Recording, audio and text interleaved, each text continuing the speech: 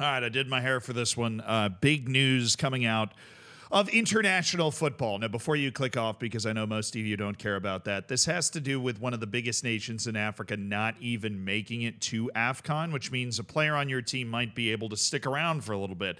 Because AFCON qualifying happened today, and that means about 4,500 African nations were in play trying to make it into Africa's premier continental tournament. Happens every other year.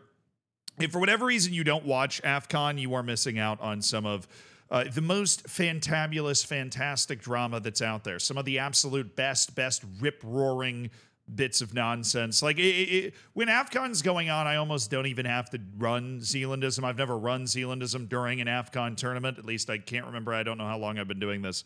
But whenever that happens, I might just sit back and start posting just clips from the tournament and then take like a week off or something. That'll be great. But basically, it was this. I'm not going to keep you waiting. This isn't old school YouTube here where you got to wait until the very end to find out what the fuck's happening. Sudan and Ghana. Sudan won 2-0.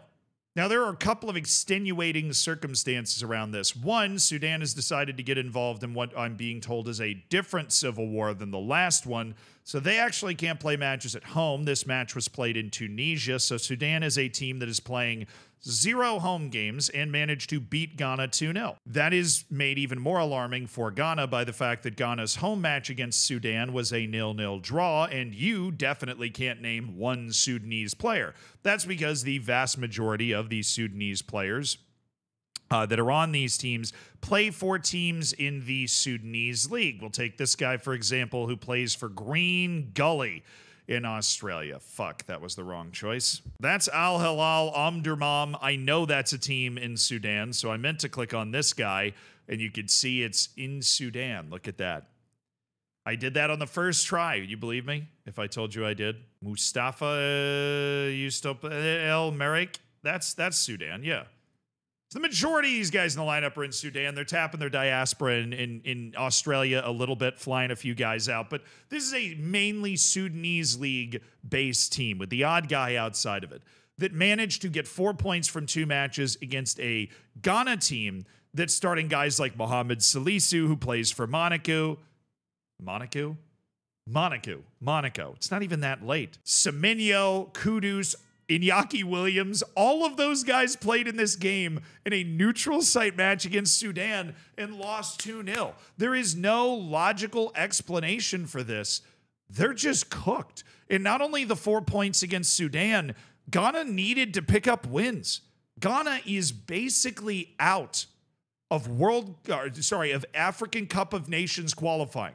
Multiple-time African champion Ghana. This is the equivalent of like an Italy missing the Euros entirely. That's what we're looking at here. That is what is happening, right? Chaos is always, chaos is a permanent friend in African football, whether it be the Africa Cup of Nations or World Cup qualifying or whatever. But this sort of chaos is rare anywhere. This is a Ghana team that is not lacking in talent. Honestly, when you look at the type of players that this team has, I mean, there is no logical explanation for Sudan being able to pick up 4 points in 2 matches. But the bad news out of all of this for Ghana, other than the fact that they're behind by 5 points, is that the tiebreaker is also results between teams.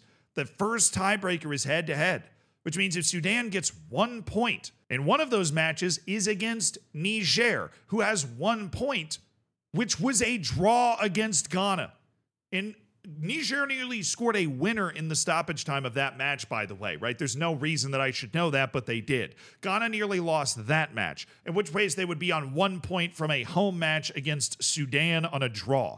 Angola, meanwhile, is coasting above the entire fray with 4 wins from 4, including a win, obviously, over Ghana. Ghana needs to win both of its matches and hope Sudan loses both of its matches, or Ghana's out. They're not going to go to the Africa Cup of Nations. And of course, winning those 2 matches is going to be hard enough for Ghana because they haven't won any of their first 4 matches in the group. Look, they have a chance. If Sudan can't get any points against Niger for some reason, Angola would probably be the favorite against Sudan, even if Sudan was the team playing that match at home, which it looks like they would be based off this result. Yes.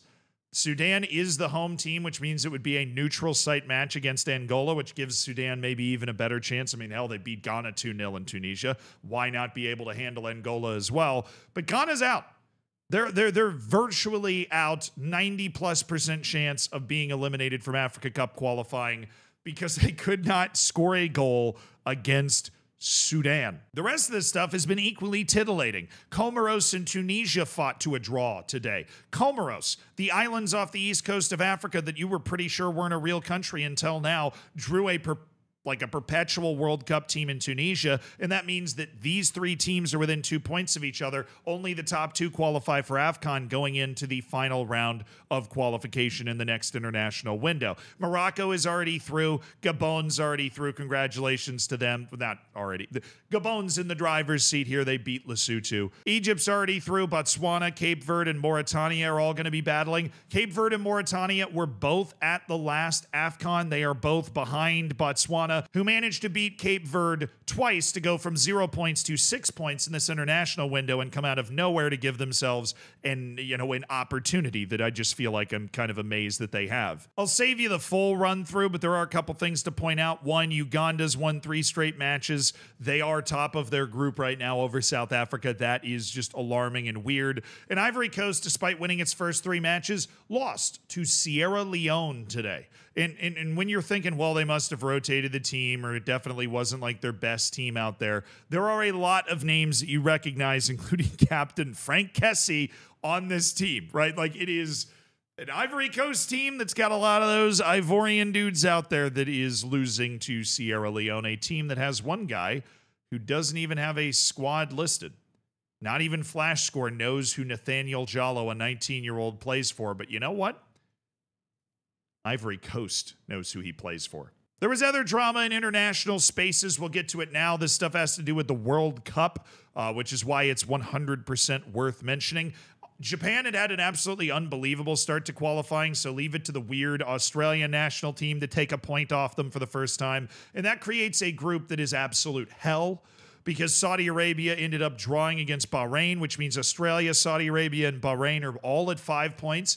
Indonesia and China are at 3. One win between all of those teams could propel a team into second in the group. Top 2 teams qualify for the World Cup. Second 2 teams go into another round to determine a couple of more qualifiers and stay alive. Bottom 2 are out, and they're all within 2 points of each other. Biggest bottle of the day outside of Ghana goes to Indonesia, who lost to a China team that had allowed a whopping 12 goals in their first 3 matches and scored 0 points, but then promptly took a 2-0 first half lead before Indonesia tried to claw it back. Indonesia did not lose, unbelievably, to Saudi Arabia, to Australia, or to Bahrain. 3 teams ahead of them that you would have considered better than Indonesia up to this point. Maybe not Bahrain, but if you knew ball, you'd know Bahrain is historically way better than Indonesia in these circumstances.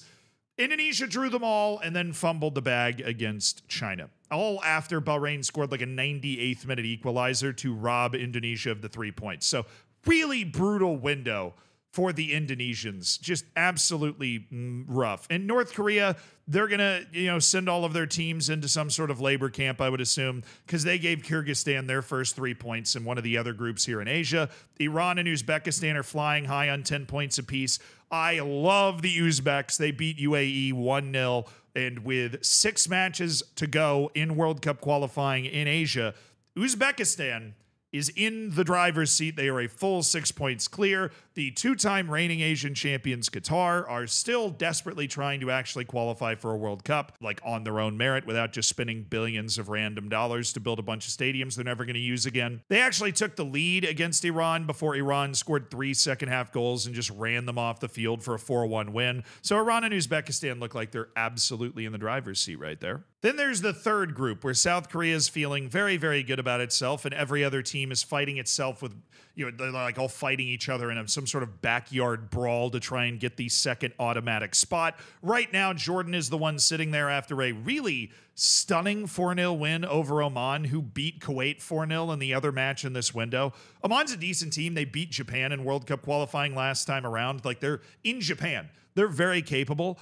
Iraq suffered a loss in their matchup against South Korea, but they've proven that they are likely the second best overall team. Iraq will have its final match against Jordan, so they will be able to settle that for second spot when the next time that Asia comes up for World Cup qualifying. But we always knew this group was going to be confusing. It was going to be ugly because none of these 5 teams were able to separate from each other incredibly clearly, and they're all way worse than South Korea. And so there is an automatic spot here that's going to go to one of these 5 teams. One of these 5 teams will be going to the World Cup, and it'll probably be the one that can just shithouse a few wins that nobody really sees coming, because, you know, even Palestine's only 5 points out of an automatic World Cup qualifying spot with 6 matches left to go. So South American World Cup qualifying is going on right now. Only 1 match is done. Colombia beat Chile 4-0.